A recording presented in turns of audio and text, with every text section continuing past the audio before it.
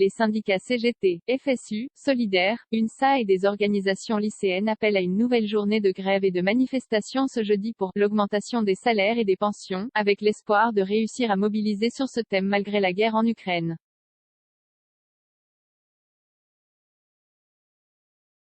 En pleine guerre en Ukraine, la guerre aplatit énormément le débat, constate le codélégué général de Solidaires, Simon Dutheil. Il y a une forte inquiétude concernant la situation internationale, dans les milieux syndicaux comme ailleurs, confirme Céline Verzelletti, dirigeante confédérale à la CGT.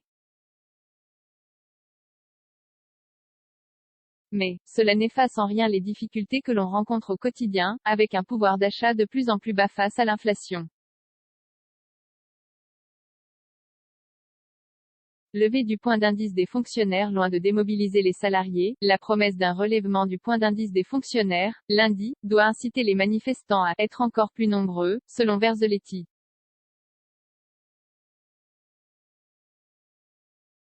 Alors que le gouvernement n'a pas encore précisé le montant de la hausse et a renvoyé la mesure à une loi votée cet été, l'intersyndicale a appelé mardi dans un communiqué à une ouverture immédiate des négociations, et à une application de la mesure, le plus rapidement possible. L'éternelle question des retraites. Le dévoilement des projets du candidat Emmanuel Macron concernant les retraites, avec un report de l'âge légal à 65 ans s'il est réélu, pourrait aussi alimenter la colère des manifestants, pour la journée de jeudi mais aussi celle du 1er mai, vers laquelle se projettent déjà les leaders syndicaux.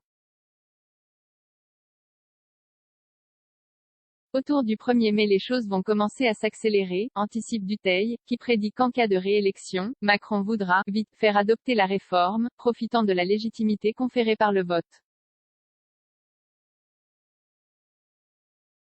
Absence du syndicat Force ouvrière. La mobilisation de jeudi pourrait souffrir de l'absence du syndicat Force ouvrière, pourtant présent lors de la dernière manifestation interprofessionnelle, le 27 janvier.